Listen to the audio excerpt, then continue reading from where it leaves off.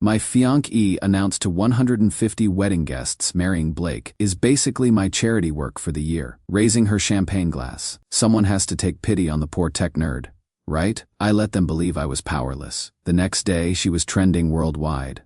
My fiancée said, and I quote, "Marrying Blake is basically my charity work for the year. Someone has to take pity on the poor tech nerd, right?" 150 people laughed. Her father clinked his scotch glass in approval. Her sister live-streamed it to thousands of followers. And I stood there in my own engagement party, paid for with my own money, and smiled like I was in on the joke. But here is the thing about tech nerds. We are really, really good at debugging problems. And Rachel, she just became a bug in my system that needed to be removed. I am still shaking as I type this. The wedding was yesterday. She is currently having what I can only describe as a complete meltdown at her parents' mansion, and I am sitting in my condo with the most expensive bottle of whiskey I have ever bought, needing to tell someone, anyone, what I just pulled off. Let me back up. I am Blake, 32 years old, software architect at a Fortune 500 company, not exactly Wolf of Wall Street material, more like, I don't know, golden retriever of Silicon Valley.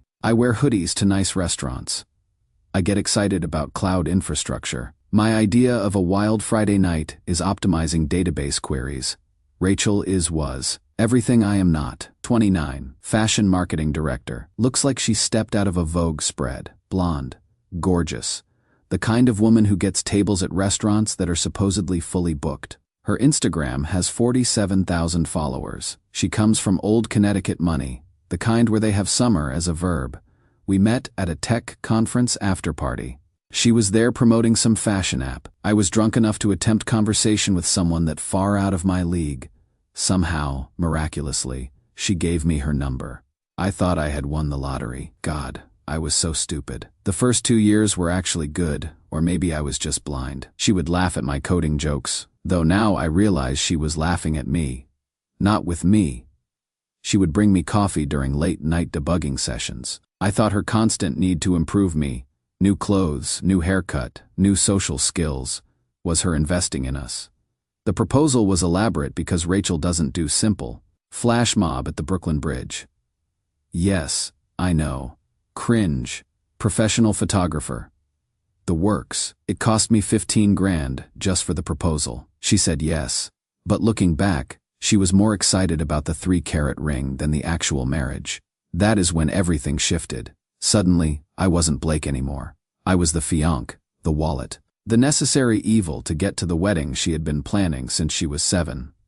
The engagement party 2 months ago, that was my red pill moment. Her father, William Hartwell. Yes, those Hartwells rented out the entire top floor of the plaza. I paid, naturally, but it was his party. I should have seen it then. My family was relegated to 2 tables in the corner. My mom, a public school teacher, wore her best dress from Macy's. Rachel's friends kept asking if she was the help. But the moment that changed everything came during the toasts. Rachel was 3 champagnes deep, surrounded by her sorority sisters. Her sister Jessica, an influencer with 200,000 followers and professional mean girl credentials, was live streaming. William had just finished a toast about how Rachel could have had anyone, which was subtle, right? Then Jessica asked, loud enough for everyone to hear, "Rach, honestly though, how did you end up with him?" Rachel laughed, this bright tinkling laugh that I used to love. She looked right at me, raised her glass, and said those words. "Marrying Blake is basically my charity work for the year. Someone has to take pity on the poor tech nerd, right? Besides, have you seen what software architects make? Princeton doesn't pay for itself." The room erupted. Not uncomfortable laughter. Genuine, belly, laughing, pointing, at me laughter. William actually toasted to it. To Rachel, patron, saint of lost causes. My mother's face. I will never forget it. She looked like someone had slapped her. My brother Jake stood up like he was going to say something, but I grabbed his arm. "Don't," I whispered. "Not yet." Because in that moment, watching my future wife and her family openly mock me for content and entertainment, something crystallized. Rachel wanted a wedding. She was going to get one, just not the one she expected. I raised my glass, smiled my biggest smile, and said, to Rachel, who always knows exactly what she deserves. They all cheered. They thought I was playing along. They had no idea I had just declared war. That night, when we got home, Rachel was still giggling about the whole thing. "You are such a good sport, babe. Most guys would have been so sensitive about that." "Just a joke, right?" I said. "Exactly. Besides, you know I love you, even if you are my little charity project." She kissed my cheek and went to bed. I stayed up all night planning. Update 1: the morning after the engagement party, I woke up to 47 Instagram notifications. Jessica's livestream had been clipped and was going viral in their social circle. The caption read, "When you marry down for financial security," with crying, laughing emojis. Rachel was in the kitchen, on the phone with wedding planners like nothing happened. She kissed my cheek and said, "Morning, babe. We need to put down another deposit for the Fairmont. Daddy says he will cover half if you can wire the other $30,000 today, $30,000. For a deposit," I smiled and said, "Already transferred." Sweetheart. I had indeed transferred it to a different account. My own, because that is when the plan started forming. See, here is what Rachel never bothered to learn about her charity case. I am not just good at my job, I am exceptional. Those hoodies she hated, I wear them because I can. I have been recruited by Google twice, Amazon 3 times. My stock options from my last startup exit are worth more than her daddy's trust fund. But she never asked. She just assumed tech nerd meant barely middle class. Her father, William, had actually done a background check on me when we started dating, but he only looked at my current salary, not my equity positions, or the patents I hold. Old money often misses new money markers. First thing I did was hire a forensic accountant. Turns out, I had already paid $275,000 in wedding expenses. Rachel's contribution? 0. William's generous offers to split costs? Never materialized. Every check had my signature. Next, I hired 2 wedding planners. Yes, 2. The first was Diane, the one Rachel was working with. I told Diane I wanted to be more involved, that I wanted to surprise Rachel with some special touches. Diane, sensing bigger commissions, eagerly agreed to copy me on all vendor communications. The second was Marcus. Former military, now ran an elite event planning service. I had found him through a corporate contact who had used him for sensitive business events. I told him the entire story. He listened, nodded once, and said, "I have dealt with worse in Kandahar." "What is your objective?" "Complete tactical superiority," I said. He actually smiled. My kind of client. The plan was intricate but simple in its goal. Create 2 parallel realities that would converge at the perfect moment. In Rachel's reality, the Fairmont wedding proceeded as planned. 300 guests, $300,000 budget, televised on Jessica's YouTube channel. The works. In actual reality, I was building something else entirely. Now, here is where it gets clever. I didn't move all the vendors. That would have been impossible. The Fairmont has in-house AV equipment, their own sound systems, their own screens. What I did was arrange for the external vendors, the custom florist Rachel had obsessed over, the specific caterer she had demanded, the band she had auditioned 5 times, and the celebrity photographer, to receive venue change notifications. I contacted each one privately, explaining there had been a family emergency requiring a venue change to my family's property upstate. I would actually just bought 50 acres with cash from my last stock vest. Rachel didn't know because she never asked about my finances beyond what hit my checking account. I offered them 50% above their contracted rate for the inconvenience, plus signed NDAs about the location change. Every single external vendor accepted. But here is where it gets beautiful. 3 weeks before the wedding, one of Rachel's ex-friends, Natalie, reached out to me. She had seen the engagement party video. "Blake, there is something you need to know," she said. "That Instagram account where she posts about you, slumming it with Blake. She has had it for months." My blood went cold. "What?" "She started it right after you got engaged. It is a private account, just her close friends. She documents everything, makes fun of everything you do." Natalie sent me screenshots, 237 followers, months of secret photos and videos of me eating cereal, coding in my underwear, sleeping with my mouth open, each with devastating captions about domesticating the wild man and tracking her charity project's progress. Jessica had commented on one video of me excitedly explaining a coding breakthrough with Girl, the things we do for financial security. Rachel's reply, "The wedding night is going to require so much wine. Maybe I can close my eyes and pretend it is Connor. Connor, her ex-investment banker, married now, with kids. She has been obsessed with him forever." Natalie explained. "She calls you her placeholder until Connor leaves his wife." That is when I learned Connor had actually blocked Rachel on everything 2 years ago after she showed up at his kids' preschool. His wife had been one step away from a restraining order, but Rachel had been creating fake accounts to message him. I reached out to Connor's wife through LinkedIn, told her I was Rachel's fiancé and I had concerns. She called me immediately. "That woman is delusional," she said. "She's been stalking us for 3 years. We have a file with our lawyer. If you have any recent evidence, I might," I said. "Give me a few weeks." That is when I created the fake Connor account. Not by hacking, which would be illegal, but through good old-fashioned social engineering. New Instagram profile, some stolen photos from his company website, and Rachel accepted the follow request immediately. For the next 3 weeks, I, as Connor, encouraged her delusions, told her I missed her, that I made a mistake, that if she was really getting married, maybe I should speak up. Rachel took the bait completely. She sent hundreds of messages, photos, voice notes about how she was only marrying me for money, how she had leave me the second Connor gave her a sign. I documented everything. Update 2, the final week, was when everything accelerated. Rachel was in full bridezilla mode, but something was different. She would become paranoid, kept asking if I had noticed anything weird with the vendors. "The florist seemed off when I called," she said Tuesday morning. "Like she was distracted, probably just busy," I said, kissing her forehead. "It is wedding season." What Rachel didn't know was that the florist was frantically preparing arrangements for the upstate venue while fielding her calls about the Fairmont setup that would never happen. That same Tuesday was Rachel's bachelorette party. Jessica had rented a yacht. I surprised them with a case of champagne, the expensive stuff. What they didn't know, the yacht's owner was Marcus's cousin.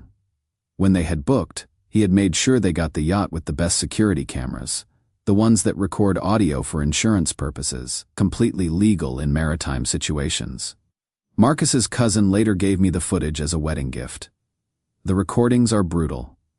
3 hours of Rachel describing our future, how she would get pregnant immediately to lock down the money, how she had insisted on moving to her parents' neighborhood, how she was already talking to divorce lawyers about prenup loopholes. But the crown jewel, Rachel, wasted, admitting she had been messaging Connor. "It is not cheating if we don't touch, right? Besides, Blake's too stupid to check my phone. He trusts me completely." Wednesday, 3 days before the wedding, was when I executed the vendor switch confirmation. Every external vendor got a final call from my assistant, actually me using a voice modulation app confirming the upstate venue. The beauty was that Rachel had been so demanding and difficult with them that they were happy to work with someone more reasonable. Thursday, 2 days before, Rachel's father called me into his study, full intimidation mode. Leather chairs, cigar smoke, the works. "Blake," he said, "I want to be clear about something. You are marrying into the Hartwell family. That comes with expectations. This is a draft of a post-nup my lawyers prepared. Look it over. We will sign the real thing after the wedding." He slid papers across the desk. It basically made me an indentured servant. "Of course, William," I said, taking the papers. "I will have my lawyer review these." He smiled, satisfied. "Good boy. Rachel's trained you well." I kept the papers, evidence of their intentions. Friday, the day before the wedding, was rehearsal day. This was the masterpiece. 2 rehearsals happened simultaneously. At the Fairmont, Rachel ran through her grand entrance with her bridesmaids. The hotel's event coordinator was handling everything with their in-house team. They didn't need external vendors for a rehearsal. Meanwhile, 90 miles away, Marcus and I supervised the real setup with all the actual vendors Rachel had insisted on. That night at the rehearsal dinner, things got interesting. Rachel had been drinking, and she was getting sloppy. She kept mentioning Connor, wondering aloud if he had gotten her messages about the wedding. "What messages?" her mother asked. "Oh, nothing," Rachel said quickly. "Just sent him and his wife an invitation." Being polite. But then she pulled out her phone and started typing furiously. She was messaging fake Connor, begging him to come tomorrow, to object, to save her from marrying beneath her. I watched her type every word. Fake Connor replied that he would think about it. My brother Jake had been watching me all night. Finally, during toasts, he stood up. He looked at Rachel, then at me, and said, "To Blake, my brother, who has never been the kind of guy who is just happy to be included. He is the kind of guy who builds the table, sets it perfectly, and then decides who is worthy of sitting at it." Rachel laughed nervously. "What is that supposed to mean?" Jake smiled. "You will find out tomorrow." He didn't know the details, but he knew me. He knew I wouldn't take this lying down. That night, she stayed at her parents' house. I stayed up all night with Marcus, going over every detail. The Fairmont's AV team had been paid separately to queue up a video on their in-house systems at exactly 2:20 p.m. The upstate venue was perfect. My real guests were all confirmed. At 3 a.m, my phone buzzed. Rachel had sent another message to fake Connor.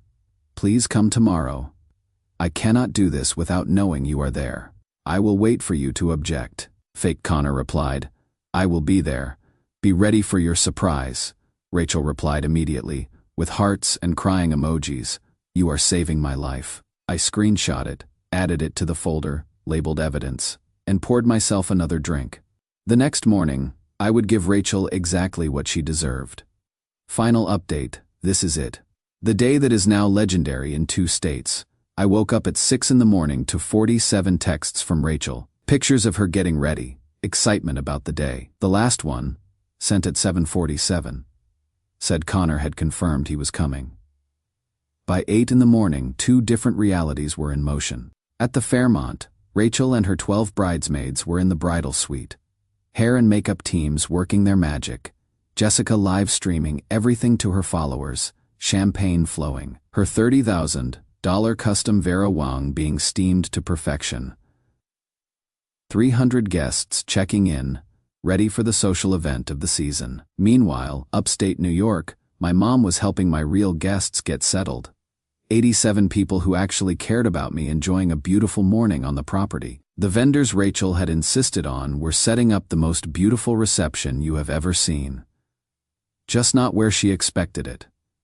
At 10 a.m, I sent Rachel a text. Small hiccup with the groomsmen's cars, running 30 minutes behind.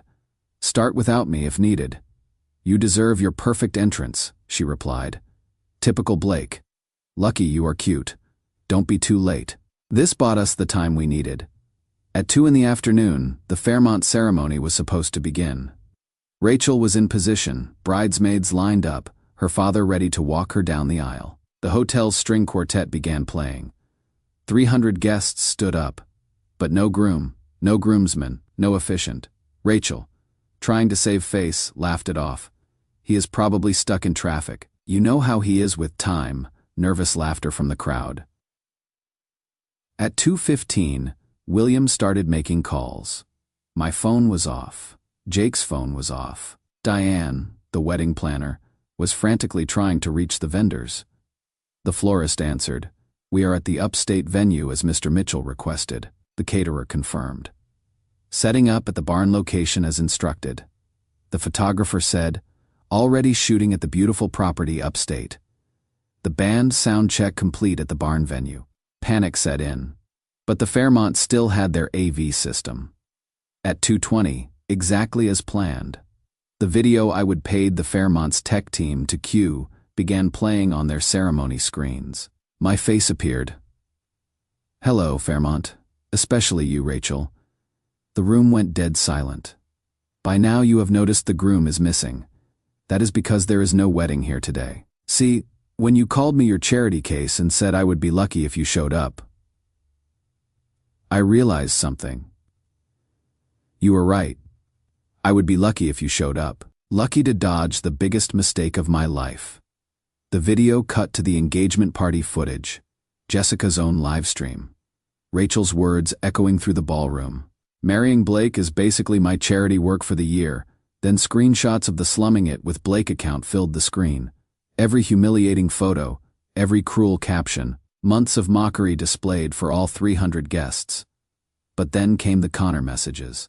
For the past few weeks, Rachel has been begging her ex-boyfriend, Connor, a married father of 2, to object at our wedding. She has been creating fake accounts to stalk him after he blocked her. She told him she is only marrying me as a placeholder until he leaves his wife. The screenshots filled the screen, every desperate message to the fake Connor account. The crowd gasped, someone screamed. William's face turned purple. The video continued. Connor's not coming. Rachel, I have been the one responding to your messages for the past month. Every pathetic plea, every admission that you are using me for money, every plan to divorce me, I have it all. Connor's wife has copies too. Her lawyer says it is more than enough for that restraining order they have been wanting. The room erupted. Jessica's livestream was capturing every second. But now the comments were not what she expected. Her followers were horrified. To the 300 guests at the Fairmont, I apologize for the inconvenience. The bar is open for the next 2 hours, courtesy of the Hartwell family's hotel minimums. Enjoy the champagne. It is Dom Pérignon, or as Rachel would say, good enough for charity work. To William and the Hartwell family, the $275,000 I spent on deposits is my parting gift. Consider it a donation to the Hartwell Humiliation Fund. Also, William, that post-nup draft you showed me, my lawyer has it. Extortion is still illegal in Connecticut. And to Rachel, you were right about one thing. This was charity work. I was charitable enough to show everyone exactly who you really are. You wanted a viral wedding. Congratulations. You are trending. The video ended with footage from the upstate venue. Me, surrounded by people who actually loved me, raising a glass, to self-respect, to real family, and to Rachel, who is about to learn what it is like when the charity stops. The Fairmont descended into chaos. Rachel, in her $30,000 dress, collapsed into a chair. She tried calling me, blocked. She tried to leave, but Jessica's livestream had attracted local news vans to the hotel. Her viral moment had arrived, just not how she planned. William grabbed the microphone, trying to control the narrative. This is obviously a misunderstanding, but guests were already leaving, recording everything on their phones. The hashtag #CharityWeddingGate was trending within an hour.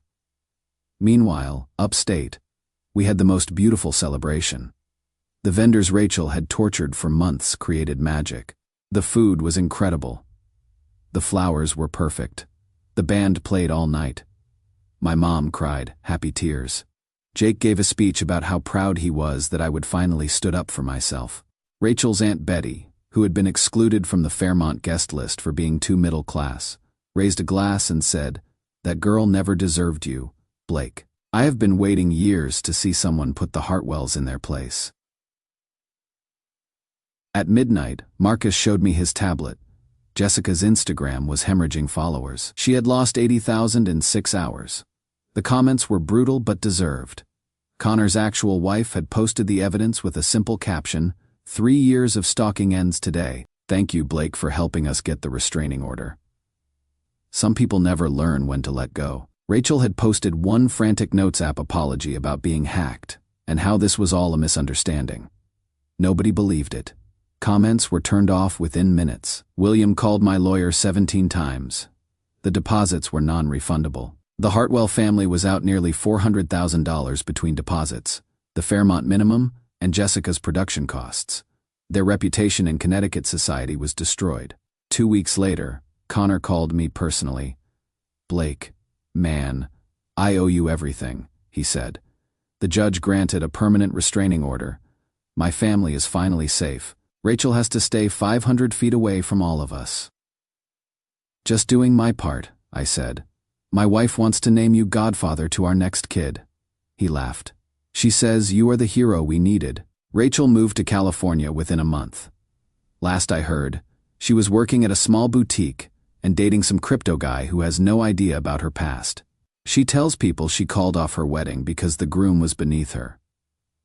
The internet knows better. William's business took a significant hit when investors saw the video. Turns out, publicly humiliating someone your daughter claimed to love is bad for business relationships. Jessica lost all her brand deals. Companies don't want to be associated with someone who live-streamed such cruelty. She is trying to rebrand as a life coach now, which is ironic considering she helped destroy her sister's life. And me. I kept the upstate property. It is my weekend retreat now.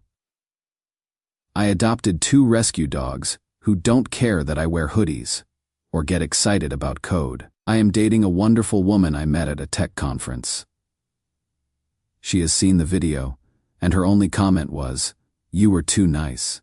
I would have done worse." My mom has a photo from the upstate celebration on her desk. She tells everyone it is from the day her son learned his worth. Rachel's Aunt Betty and my mom are best friends now. They have wine nights where they toast to karma and justice.